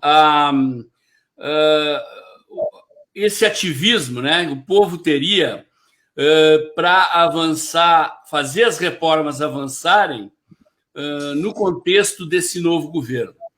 E para o Luiz vieram duas perguntas, uma delas relacionada às perspectivas de uma nova Constituição, né? Quais são as possibilidades e a viabilidade de uma nova Constituição, e pediram também para tu falares um pouquinho da função de um poder moderador, né? Tem se discutido muito essa questão, se o Exército é ou não é o poder moderador, o que é o tal poder moderador e como é que o Luiz vê. Eu vou passar primeiro a palavra para o Eduardo responder essa questão de que instrumentos a sociedade teria para avançar reformas, e a gente faz aí a última rodada com o Luiz Felipe. Então, já estamos aqui com 1 hora de live quase. Vamos lá, Eduardo, a palavra está contigo. Tá, vamos lá. Eu vou me inspirar a resposta num Twitter que eu fiz na época que estava todo mundo... Quer dizer, na época não, ainda está todo mundo meio emputecido com o que o Alexandre de Moraes está fazendo no STF. Mas a brincadeira é o seguinte, cara, você ou vocês não têm poder, de fato. Assim, embrace the suck, certo? Assim, abrace a merda, desculpa a palavra errada, mas é essa a verdade. Então, vocês não têm poder, de fato, para impedir o Alexandre de Moraes de fazer algumas coisas que ele está fazendo. Agora não tem. Eu não consigo ver. Vamos puxar um protesto. Me convençam do contrário e puxem um mega protesto pedindo o impeachment do Alexandre de Moraes que consiga intimidar o Congresso a essa altura do campeonato. Eu acho que não tem. E eu também acho, sinceramente, que não vai haver condenações super arbitrárias. Eu acho que o movimento é um movimento de lawfare e o que vai ser feito é um momento de intimidação de ativistas conservadores. Então, muita gente vai ter a casa devassada, vai ter o celular apreendido, bababá. Aí, na hora de condenar, vai acontecer como a Sarah Winter aconteceu agora. Ela vai ser processada só por injúria. Será? Provavelmente deve ser condenada por injúria. Mas injúria é um crime menor e tal. E, de fato, algumas pessoas podem ter escrito coisas que, eu não estou dizendo que a Sarah fez, mas algumas pessoas podem ter escrito coisas que a legislação dá por crime de injúria. Sendo pessoas públicas ou não, todo mundo está sujeito a ser processado por isso. Certo? Então, é uma ação que se faz na hora que você vai para o enfrentamento direto. Apesar do crime de injúria ser contestável, blá, blá, blá, não ter materialidade, é o juiz que decide e tal, mas abriu-se o flanco, certo? Então, optou-se por essa guerra política de enfrentamento e abriu-se o flanco. O fato é, o outro lado tem mais poder, você não tem. Agora, você quer abalar as estruturas ou as ligações por trás de Alexandre de Moraes? Então, retire o Bruno Covas da Prefeitura de São Paulo. Pronto. Essa é a melhor resposta que eu posso dar para alguém. Retire os vereadores PSDBistas e democratas da Prefeitura de São Paulo. Pronto. Não há melhor resposta para se dar a uma investida do Alexandre de Moraes do que simplesmente reorganizar as energias do movimento conservador para parar de falar de problemas nacionais e falar de problemas locais. Eu só estou dizendo isso, pessoal, e aí colocando aqui. Todo mundo pode dizer, e é óbvio, como acontece com o intelectual o tempo todo. Falar é fácil, fazer é mais difícil. É óbvio que é. É óbvio que, quando eu fiz uma pesquisa sobre prisão, eu falei algumas coisas que aconteceram na cadeia e tal, tentei me colocar no lugar das pessoas, etc. Mas é óbvio que eu não sou nem preso, nem agente prisional para falar sobre o problema. Mas, ao mesmo tempo, eu também estou um pouco de fora, vendo a situação um pouco afastado, para poder ir, posso comparar com outras situações de outros locais do mundo, para poder pensar nas potencialidades que a gente tem ainda e que podem ser exploradas e que não estão sendo. Vou dar um exemplo bem claro. Bem claro, se a gente tivesse pensado nisso, como é que a gente estaria em outra situação. E, gente, 2019 teve eleição do Conselho Tutelar. Aí não teve nenhuma mobilização nacional de movimentos conservadores para tomar esses espaços da esquerda em massa. Em nenhum estado do Brasil, nenhum município do Brasil houve um movimento organizado para isso. Conselho Tutelar são instituições que pagam lá uma miserinha e tal, um dinheirinho, em alguns lugares até pagam bem, ou seja, pelo fato de pagar, serve para poder empregar pessoas que vão trabalhar não só no Conselho Tutelar, mas na atividade política, então elas precisam de emprego, é para isso que serve partido mesmo, né, de ser sendo racional, né, o partido é uma organização moderna que ele serve para quê? Para que você dê uma estrutura material para que as pessoas possam se dedicar em tempo integral à atividade política. Por quê? Porque se eu trabalho, sou intelectual, tenho empresa de publicidade, eu trabalho 10 ou 12 horas por dia, eu não posso fazer ativismo. Por que eu não posso fazer ativismo? Porque o máximo que eu posso é dar minha opinião na internet, escrever um artigo para cá, escrever um artigo para lá, mas eu não consigo ir para uma reunião todo dia, uma reunião de bairro, de associação morador, fazer um protesto na prefeitura para reclamar do buraco na rua. Eu não consigo, porque eu trabalho 12 horas por dia. Mas quem é empregado de um partido, quem é empregado de um deputado, pode conseguir fazer isso. Quem está no Instituto do Conselho Tutelar pode conseguir fazer isso. Fora o que, quem está no Instituto do Conselho Tutelar tem, digamos assim, uma missão de desocupação de uma estrutura que é muito usada para desequilíbrio em famílias, né? Uma coisa que também a gente não estuda, né? O Conselho Tutelar serve à esquerda em termos de, em vez de auxiliar a família, muitas vezes prejudicar. Eu já vi isso na prática não quero falar um pouco disso agora, mas pode ser debatido na ponta. Mas ninguém se organizou para isso. Havia um espaço para ser ocupado numa eleição que é fácil ganhar, principalmente para um grupo que consegue colocar 5 mil pessoas na rua. Então é muito fácil ganhar uma eleição do Conselho Tutelar, e esses grupos não se organizaram para isso, para algo que poderia dar uma estrutura melhor para esses grupos. Então é o seguinte, se você quer projetar, porque não me interessa se a gente pode fazer alguma coisa que influencie a reforma do governo daqui a 6 meses. Não se pode fazer nada que influencie uma reforma do governo daqui a 6 meses. Agora o jogo é negociação, a menos que o presidente avise, do tipo, pessoal, todo mundo tem que ir para a rua agora e tal, e o contexto seja este, e a gente vai e vai. Mas antes de haver uma situação como essa, não se pode fazer isso.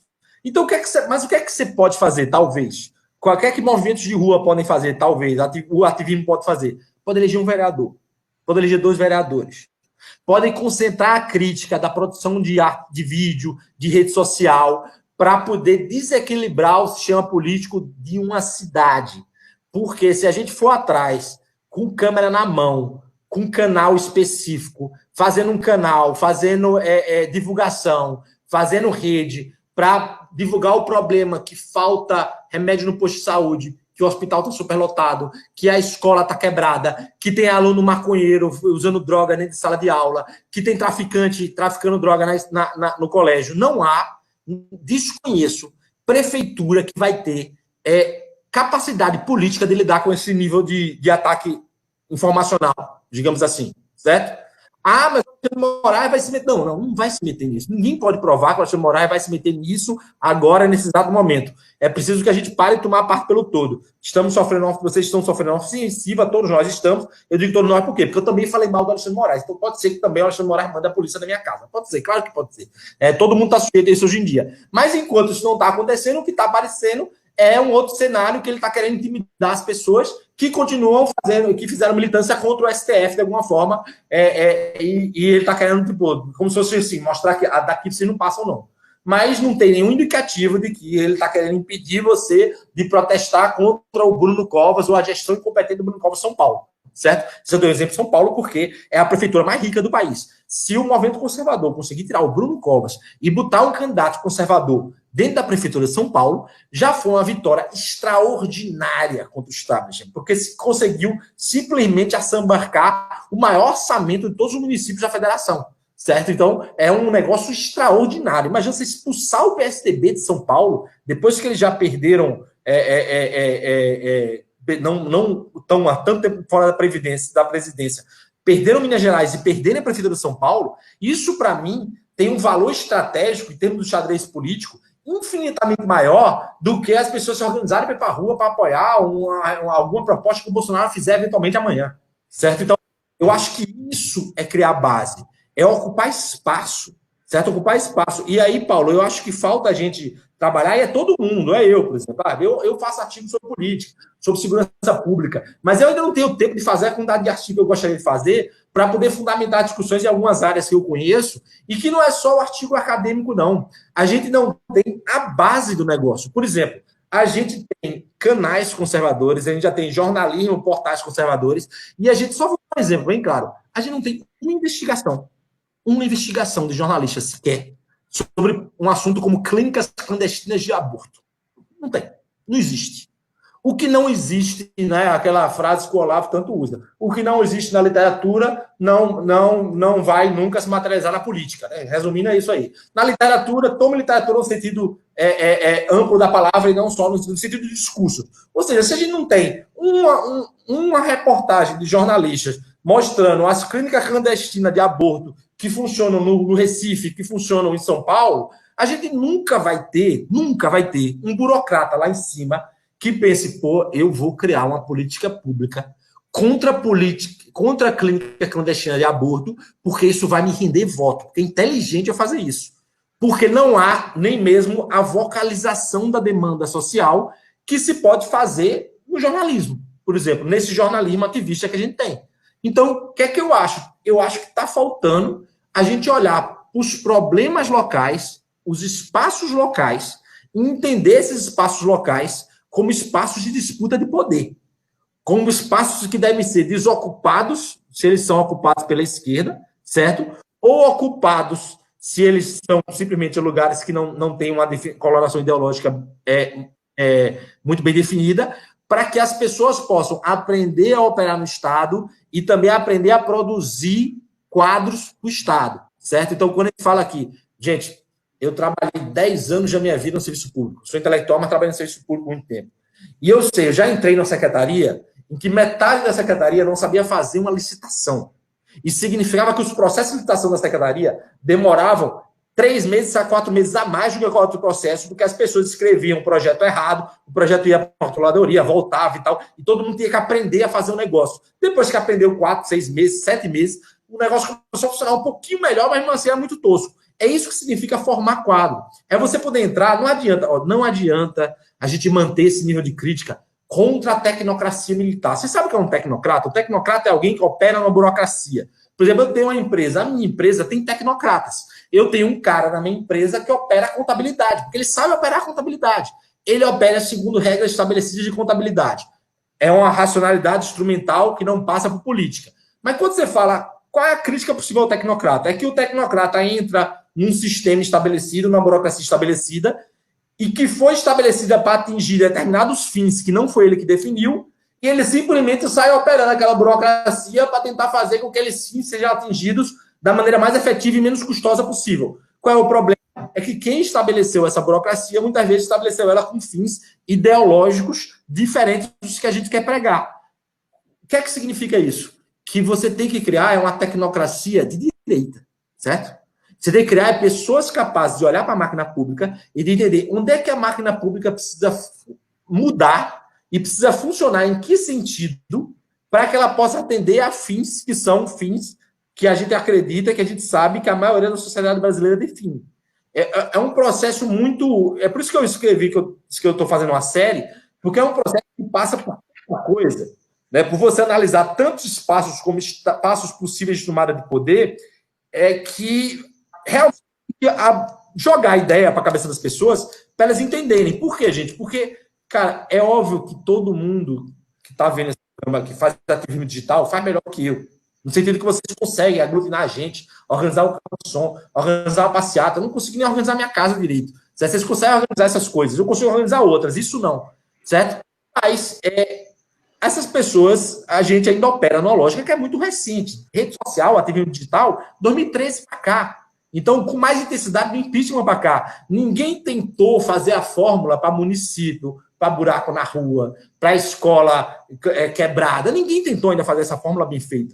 Então é o seguinte, a gente todo mundo tem que descobrir essa fórmula, mas tem que direcionar recurso, informação, tecnologia e conhecimento para ocupar esses espaços. É olhar para o Estado brasileiro como um conjunto de posições que podem ser ocupadas para exercício responsável e alinhado ideologicamente do poder e saber onde quer, qual o objetivo imediato, qual o objetivo de agora, certo? Então, meu conselho para as pessoas não pense na reforma do Bolsonaro.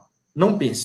Não pense. A não ser que ele diga para se proteger ela, na rua por ela e tal. Fique de olho nisso, mas pense no seu município, na sua cidade, na sua rua.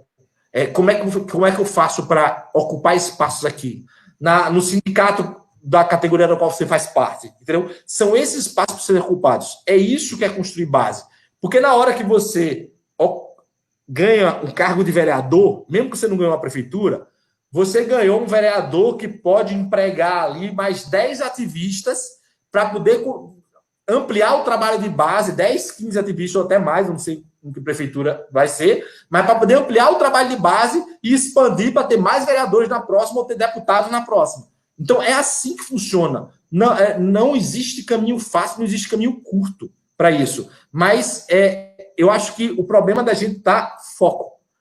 Vamos parar de olhar para o governo demais, porque governo é aproximação sucessiva e de vida, acordo, traição, reorganização, toma lá da cá, sempre vai ter. Então, vamos parar de olhar um pouco o governo, certo? Demais. Se quiser criticar, critica, mas não adianta nada fazer barulho demais, né? Barulho demais. Vamos ali ficar blá, blá, blá, blá, blá, governo, não, Bolsonaro, não faça isso, não faça aquilo, não faça isso, não faça aquilo o tempo todo.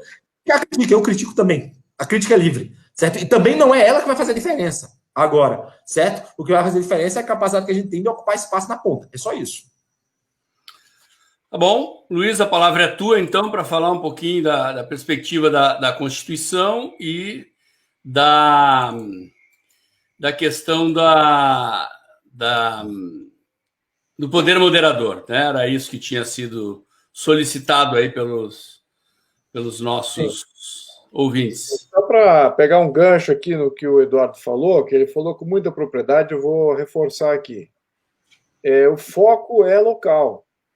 Isso é essencial que a gente entenda isso, em todos os sentidos. No sentido prático, no sentido ideológico, o foco é local. Isso é conservadorismo. Tem que focar naquilo que é a realidade local, regional, territorial, daquilo que você convive. E vemos como, quando nós começamos a associar a nossa consciência política a um centro, nós deixamos de ser cidadão. Vou repetir o que eu estou te falando. Quando a gente começa a associar a nossa consciência política a uma pauta, a uma causa, que é vinculada especificamente ao centro, seja ele o centro da União do Brasil, que é Brasília, seja ele uma pauta de meio ambiente, uma pauta, entre aspas, global, nós deixamos de ser cidadão. Cidadão depende do seu local. Democracia, ela é localizada. Demo é distrito. Demo não é povo. Também virou o povo nas definições. Mas demo é distrito. Democracia é governo dos distritos. Localização, localidade, lutar na base. Isso é que é fundamental. Essa novela que existe na União, ou a novela que existe com o globalismo, isso transforma o cidadão em massa. Então, a gente tem que deixar de ser massa. E o que massificou a gente? A televisão massificou a gente, os meios de comunicação massificou. Então, nós estamos mais vinculados a uma novela que se passa fora do Brasil, na união entre o presidente e seus detratores, etc. E nós não estamos olhando o contexto local. Você não sabe nem quanto de imposto você paga no seu bairro. Esse é um ativismo antigo, meu. Desde 2014 que eu estou batendo essa tecla. Alguns vereadores passaram em algumas cidades, mas também não galgou, porque o movimento não capturou isso. Transparência tributária onde você mora. Você precisa saber quanto você paga de IPTU no seu bairro, para você poder fazer ação política local e mudar a sua realidade. Isso é que é fundamental. Saber quanto você paga de IPTU, que é o imposto de cidade, saber quanto você paga de ICMS alocado para a sua cidade, você não faz a mínima ideia, eu garanto isso para você. E pior, você não sabe nem quanto de imposto de renda a sua cidade paga para a União, quanto você deveria estar cobrando da União. Então, veja como estamos desassociados dessa realidade. Então, isso temos que focar mesmo, focar na nossa localidade, naquilo que é o que a gente paga de imposto, aquilo que a gente recebe de serviço, para onde vai esse dinheiro, se não vai para uma coisa visível. No meu bairro, na minha rua, se não está indo para uma coisa visível, eu tenho que reclamar. E tem que saber reclamar. Aí não tem nem transparência para reclamar, então reclamem para ter mais transparência para poder reclamar. Então, isso é que é ser conservador, é trazer para a base, trazer para a localidade. Isso é fundamental.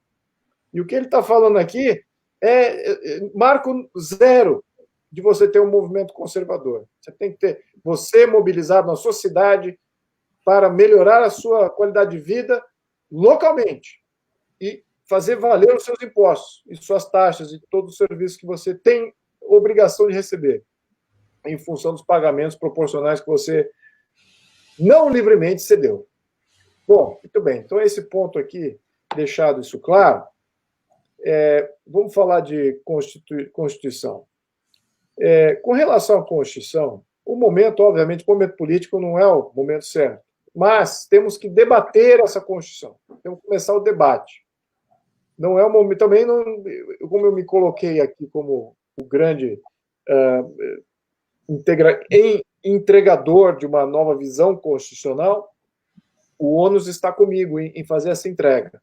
Eu espero entregar aí nos próximos 6 meses, talvez até 1 ano, eu entregue isso para a gente começar o debate. Por que isso é importante? Olha a minha experiência nas comissões. Toda política pública que aparecia, algum debate sobre plebiscito, referendo popular, eleição independente, voto distrital, reforma econômica, a base conservadora, que é essa, ou a base não esquerda, né? Vamos lembrar, tem 150 deputados que são esquerda, PSB, PCdoB, PSOL, PT, PDT. E tem mais um outro aí que também se coloca ali junto. Enfim, eles sabem exatamente o que eles querem em todos esses quesitos. São contra o voto distrital, eles querem um voto em lista fechada, não querem voto de candidatura independente, acho isso absurdo, porque o partido tem que ser unipartido, eles têm uma visão de sistema partidário também tem uma visão de Estado, qual é os poderes que deve ter para o Executivo, qual é o poder que deve ter o Judiciário, o Judiciário tem que estar dando sustentação ao Poder Executivo, ou seja, abaixo do Poder Executivo. Então, todo tipo de intervenção em termos de censura, eles têm uma visão muito clara. Da onde vem isso? E o que os não-esquerda têm? Os não-esquerda ficam num debate meio que reacionário, eles reagem às propostas da esquerda. Eles não têm proposta unificada. Eles não têm uma visão de Estado unificada. E, aliás, não tem uma visão de Estado, até adjetivei como unificado. Eles não têm uma visão de Estado. Eles reagem. Né? Eu estou lá meio que com alguns, tem uma base, eu diria, aqui, de deputados que têm uma consciência de reforma, de Estado, de política, que é bem mais elevada do que uma maioria. E esses sabem muito bem, mais ou menos, mas a gente ainda não definiu, com essa base mais ampliada de representantes, qual é o modelo. Então, a gente precisa ter uma visão para a gente trabalhar em função desse objetivo. Primeiro vem a visão, depois os objetivos, depois as estratégias e as táticas, nessa ordem. E aí você conquista o sucesso. Não dá para você conquistar o sucesso sem você saber para onde você está indo, qual é a visão, quais são os objetivos, as estratégias. Você não tem como, isso aí não há milagre que se faça com relação a isso. A gente precisa saber para onde está indo. Né? Deus aponta para onde está a porta. Agora, cabe a você saber como atravessar a porta. E é exatamente isso que a gente não está vendo a porta e também nem levantou da cadeira. Essa que é a realidade do movimento conservador. E isso tem disputado lá dentro. Por quê? Voto distrital. Acabei de fazer a primeira intervenção aqui com relação à localidade da realidade. Isso é ser conservador. Também é ser liberal. Também, os dois. Né? Muito conjuntos ali. A família que tem que ter opções, definir para onde vai o dinheiro, sua poupança, para onde vai para serviço público ou vai para comprar um carro. Isso aqui, essas decisões precisam estar no âmbito, no foro da família. Tem que trazer para junto da família e falar, olha, você está sendo roubado aqui impostos, o que está eliminando a sua possibilidade de comprar um carro, que é o que você quer. Essas decisões precisam ser trazidas para as famílias brasileiras, essa realidade, essa visão. Então, voto distrital é fundamental. Agora, tem conservador lá que fala, não, mas olha, é outro aqui. Não tem muita discussão nesse tema. É quase que fundamental para que a gente tenha uma visão de Estado mais conservadora, que possa proporcionar um contexto não totalitário. O conservadorismo, o liberalismo, eles lutam contra o totalitarismo de uma burocracia totalmente anônima, laica, que às vezes até militante contra qualquer religião, como hoje nós vimos que o Fachin acabou de passar um voto contrário ao que ele chama de poder da religião, e que isso, se for usado... Abuso de poder da religião, ele falou. Abuso de poder da religião. Então, ou seja, está deixando de ser laico, ele está sendo militante ateu. Né? Você não pode ter acesso a nenhuma religiosidade, não pode vir à tona, isso não pode ser levado a cabo, religiosos não podem te ajudar, você não pode... Então, e os grupos de esquerda, como é que funciona? Ali então aqueles movimentos que existem da esquerda não podem ser, então, criminalizados, tanto quanto uma igreja? É isso que é. Você veja como, se a gente não tem uma visão de Estado muito clara, o mal vem e preenche isso. Então a gente tem que ter, como falou o Paulo aqui no começo desse programa, a gente tem que ter uma visão de política e de proposta pública em todas as esferas. E o que vai dar isso é uma Constituição. Então a gente precisa de uma Constituição nossa. Não precisamos tingir ela de ser uma Constituição conservadora, não precisa fazer isso. Ou uma Constituição liberal, não é. Fazer uma Constituição que consegue gerenciar todas as ideologias sem sucumbir a nenhuma delas, efetivamente, e mantém o jogo como um Estado de Direito. Não sucumbe a ser um Estado totalitário, que é o que quer a esquerda radical e que estão vencendo. E a nossa Constituição atual, ela é um trampolim para um Estado totalitário. Ela ainda não é uma Constituição de Estado totalitário, mas ela é um trampolim. É como se tivesse, como se fosse o açúcar do bolo. O bolo está lá, os ingredientes, agora jogou açúcar, pronto, agora temos aqui um doce maravilhoso. Ela está ali para criar isso. Ela é um presságio. Então, o que nós temos é sair deste modelo. Então, temos que sair desse modelo. Não é o momento político atual. Temos que primeiro ter a obra. E vamos discutir e ampliar esses debates a partir que temos a obra na mão e digerido por diversos ativistas, debatido, digerido por diversos ativistas. Se me couber essa missão, ainda me couber essa missão, que eu diria que eu estou a 40% de entrega disso, eu espero ter não só a Constituição com os termos técnicos, já validados, até como eu sou deputado, eu estou aproveitando, sim, o meu gabinete para focar nisso. Essa é a minha entrega de mandato. É entregar uma Constituição. Então, meu gabinete é qualificado. É pessoas que são PhD e professores em direito constitucional, que entendem muito bem da atual Constituição. E me entendem muito bem. Depois de 1 ano e meio, leram meu livro, debatem comigo sobre todos os itens. Então, já aprenderam o que eu acho que eu tenho a ensinar. Eu não sei se ensinar é o termo certo, mas o que eu tenho a propor aqui. Mas, enfim, então eu estou usando o gabinete para isso, junto com a assessoria parlamentar, outros assessores de diferentes matizes. Tem assessor que é de esquerda também, mas em termos de estruturação de Estado, eles entendem que tem que ser um jogo neutro, porque muitos desses assessores não são totalitaristas. Podem ser assistencialistas, podem ser intervencionistas na questão. Agora, não são do gênero de, olha, vamos acabar aqui com os conservadores, como estão tentando fazer os progressistas no STF. Querem aniquilar os conservadores, querem aniquilar. Tira eles do jogo político, elimina eles dos mandatos, fecha os seus blogs, fecha os seus canais de comunicação. Pronto, aniquilamos eles. Não é bem isso. Tá?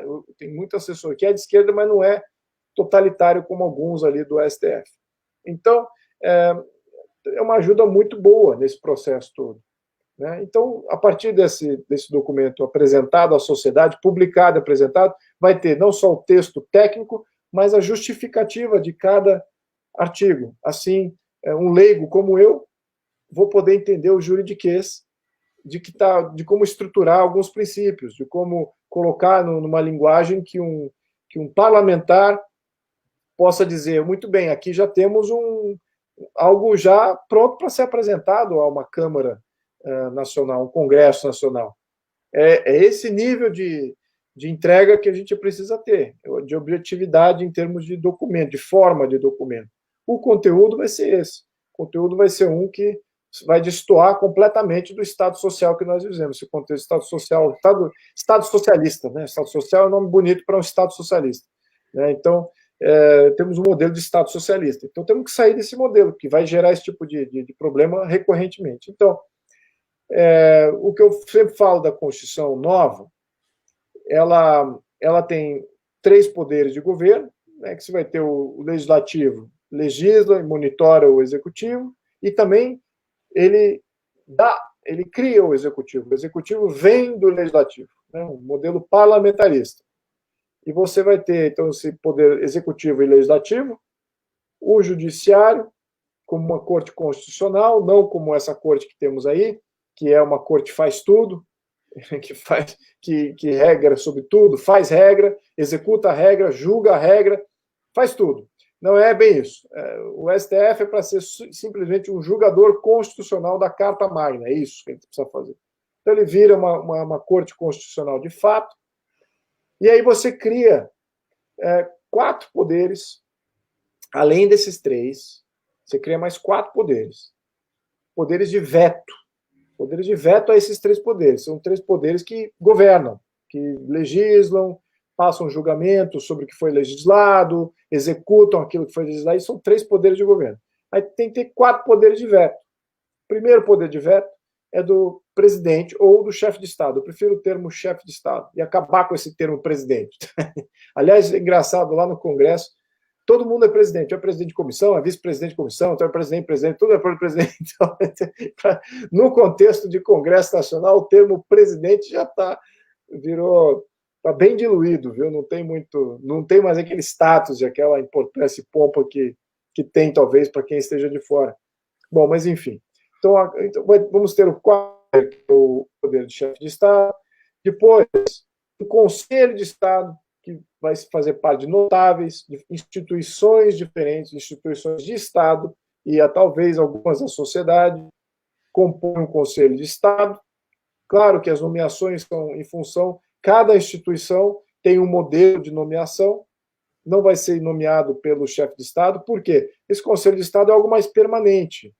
É um Conselho de Estado que não é remunerado e são de notáveis, ex-juízes, militares, ex-senadores, ex-governadores, etc., ex-empresários ou grandes empresários, mas já no estágio de vida bem mais avançado, que possam fazer o quê? Conselhos ao chefe de Estado. Podem até vetar o que o chefe de Estado não está vetando, ou vetar o próprio chefe de Estado, uma série de poderes ali no Conselho de Estado. O Conselho de Estado é muito importante.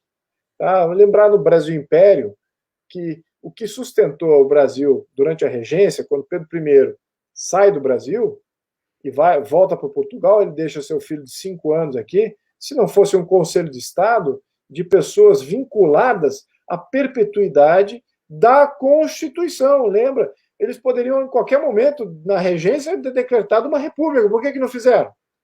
Por que mantiveram o governo? Por causa de uma palavra-chave que chama-se legitimidade. Legitimidade. Isso é muito importante. Então, o Conselho de Estado ele mantém a legitimidade constitucional quando todos esses agentes estão embaralhados, estão em momentos de conturbados. Então, ele ainda é uma quilha estabilizadora, além da quilha estabilizadora do chefe de Estado, que veta. Pode só vetar, ele não governa, o chefe de Estado só veta, ele tem só funções diplomáticas, funções de relações exteriores, controle de moeda, justiça, segurança pública, um contexto mais uniforme.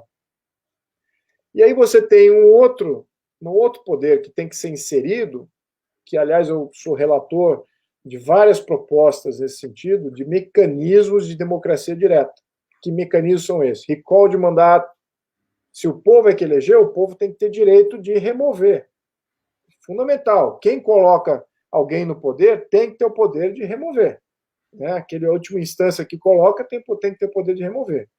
Então, recall de mandato, você fazer referendo popular, plebiscito, tem diferenças aí.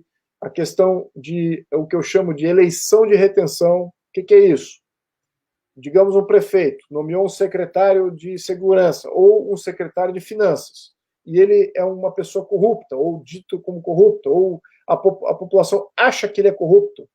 Em questão de 1 ano de mandato, a população pode fazer um baixo assinado e chamar um referendo se aquela nomeação foi uma boa nomeação. É um voto de sim ou não, fica ou sai. E aí o prefeito tem que nomear uma outra pessoa, se por acaso tiver que sair. É simples. Agora, isso, botado dentro do contexto local, do contexto estadual, do contexto da União, em todos os poderes nominativos, imagina quantas autarquias vão ter transparência. Imagina quantos serviços públicos dessas secretarias vão ter mais eficácia, melhor entrega de serviço, quando que, depois de 1 ano, o seu secretário não é uma pessoa, se torna uma pessoa incompetente, ele vai saber que tem aí o risco de sofrer uma eleição de retenção negativa, que ele possa ter que ser removido pela própria população. Isso é importante a gente inserir isso no nosso modelo. Tá? Então, eu diria que é o terceiro poder de veto, é a população diretamente poder vetar muitas das coisas que são feitas em todas as instâncias, né? Com alguns limites. Não vamos deixar que o plebiscito e referendo domine absolutamente tudo, se torne aí uma não constituição, né? Um não governo em função disso, mas se torne sim um governo limitado e limitado também pela voz popular através de mecanismos de democracia direta. Tá? Eu tenho relatoria em quase todos os itens desses aí. O último freio que eu quero colocar aqui, que vai ser um freio muito importante na nova Constituição, é o freio do federalismo. É um freio que não é um freio permanente, ele está lá. O jogo político hoje, um deputado federal pode mobilizar para criar uma lei federal e, em rápido espaço de tempo, ele acabou afetando a vida de todos os brasileiros. Então, o poder de um deputado federal de criar uma lei federal, eu diria que todo deputado federal vai se contradizer, vai me contradizer, dizer, poxa, o deputado federal não manda nada, é verdade, o deputado federal não manda nada, ele pode negar bastante, mas fazer efetivamente ele precisa mobilizar muita gente. De qualquer maneira, passando uma lei federal, acaba afetando todo o território nacional. Então, eu acho que é cabível botar uma chancela aí, botar uma risca na areia, dizendo, olha, peraí, você, o Poder Federal, você sugeriu uma lei federal, mas ela é agora encaminhada às assembleias locais para ser votado localmente, que os estados possam votar essa lei. E as assembleias estaduais votam essa lei que foi proposta, ela entra na agenda de votação da Assembleia Estadual. E, então, isso é que é importante, porque somente depois de ser votado em vasta maioria dos estados é que ela se torna uma lei federal para todo o território nacional. E é bem provável, muitas sugestões possam vir e nenhum estado adotar. Então, não vira uma lei efetiva em nenhum lugar. Ou somente alguns estados adotarem uma sugestão federal, e não o bastante para ter aplicação em todo o território nacional. Esse é um freio essencial para o Brasil, porque aí você consegue colocar no âmbito local uma série de regras, que hoje é tudo federal. Regras de trânsito, regras trabalhistas, uma série de coisas. Está lá no artigo 22, a gente fez uma análise, eu com o meu gabinete, minha assessora, se estiver me escutando aqui, Renata Tavares, excelente assessora, está fazendo um trabalho maravilhoso lá na Constituição. A gente passou 2 dias debatendo isso e vamos passar uma próxima etapa debatendo mais uma vez. Que poderes devem ficar com a União? É maravilhoso esse exercício. E que poderes a gente delega para os estados? Quais competências são exclusivas dos estados? Quais são competências exclusivas da União? E remover da União uma série de coisas que dá para remover.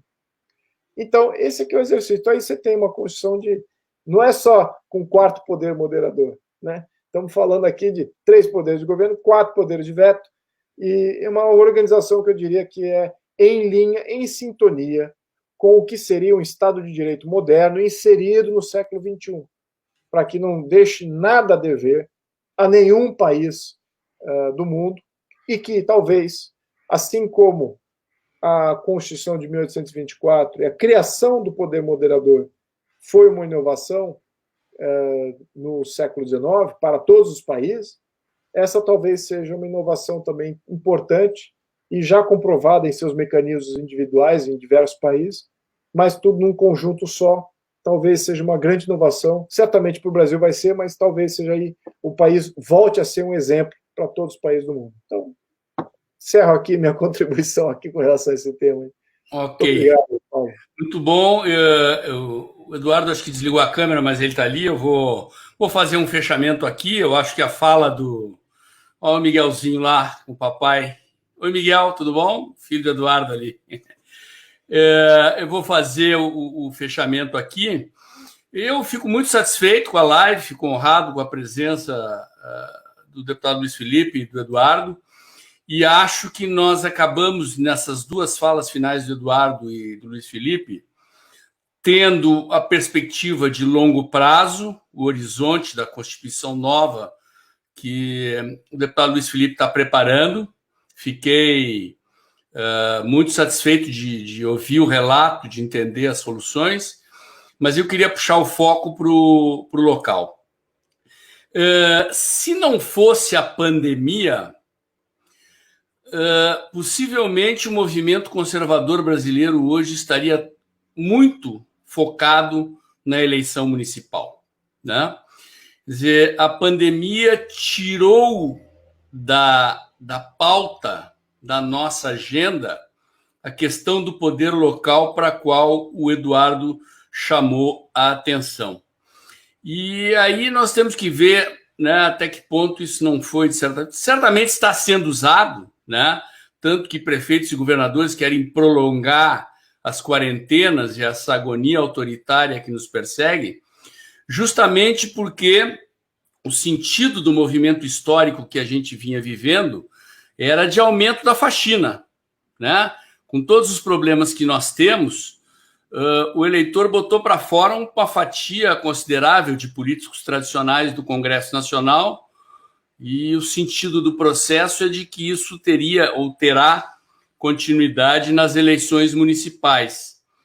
Acho que o Eduardo aponta aqui algo bastante importante, uma contribuição sobre a qual nós devemos refletir, né?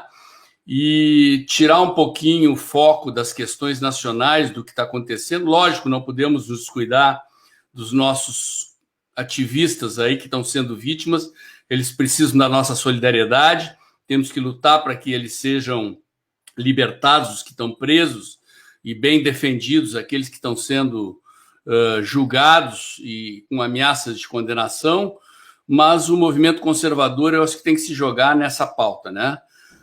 Nos organizarmos institutos, fundações, começar a qualificar a formação política e a preparação de políticas públicas e a ocupação dos poderes locais, porque, como disse o Eduardo, né, o vereador e o prefeito é o cabo eleitoral do deputado. Quanto mais vereadores a gente eleger, quanto mais prefeitos a gente eleger, são eles que estão ali no dia a dia com o eleitor e são eles que vão ser a base eleitoral da nova Câmara de Deputados, do novo Senado e da sustentação, se Deus quiser, de um novo mandato do presidente Bolsonaro. Paulo. Eu estou muito satisfeito com a live, agradeço ao Luiz, agradeço ao Eduardo. Quer falar mais alguma coisa, Eduardo? Não, só uma coisa para deixar claro o seguinte: quando eu falo que a gente deveria desfocar um pouco da presidência e que talvez uma agenda de manifestações, novas manifestações contra a decisão raptada do STF não funcione, isso não quer dizer que a gente tem que não discutir esse tema e não pensar em estratégias conjuntas para esse tema. Eu até sugiro que você pudesse levantar mais convidados para poder pensar isso num futuro breve. Por quê? Porque isso também, como vocês falaram, como o Luiz Felipe falou, diz respeito à nossa sobrevivência material imediata. Pessoas que são importantes para o movimento, que fizeram um bom trabalho, que têm feito um bom trabalho, estão sendo perseguidas e a gente não sabe até onde o negócio vai parar. Mas eu ainda acho que se todo mundo começar a debater e fizer o mínimo de ação conjunta dentro da legalidade comum, pode ser que a gente alcance resultados. Então, por exemplo, denúncia em massa para as cortes internacionais contra o Alexandre de Moraes, denúncia em massa para o próprio STF, relacionando a lei de abuso de autoridade ao que está sendo cometido pelo vice-procurador da República em relação ao inquérito dos atos antidemocráticos por Alexandre de Moraes. Por mais que se diga assim, não, mas o STF vai julgar o STF, não importa.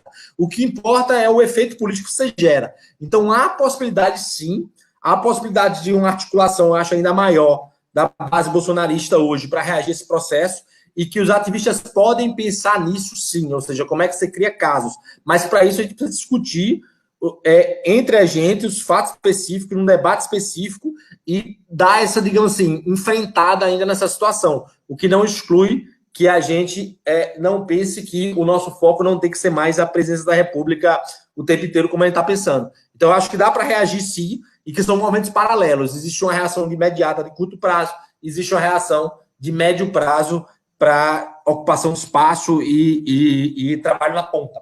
Mas acho que é isso. Acho que o seu canal, como outros aí, podem começar a discutir, porque não adianta nada, até agora, salvo engano, a gente tem discutido muito internamente assim, mas Bolsonaro tem que fazer alguma coisa. Tem que fazer alguma coisa. Alguém tem que fazer alguma coisa. Quem tem que fazer alguma coisa é a gente. Certo? Agora, essas soluções precisam ser discutidas com operadores do direito, do ponto de vista da mobilização de estruturas internacionais. Então, é só dar um exemplo, cara. Se chegar a 10 mil denúncias de abuso de autoridade contra o Alexandre de Moraes na Corte Interamericana de Direitos Humanos, eu garanto que isso dará mais resultado ou gerará um impacto político mais pesado contra o STF do que 30 bolsonaristas fazendo mais protesto na frente do STF na semana que vem, certo? Garanto mesmo.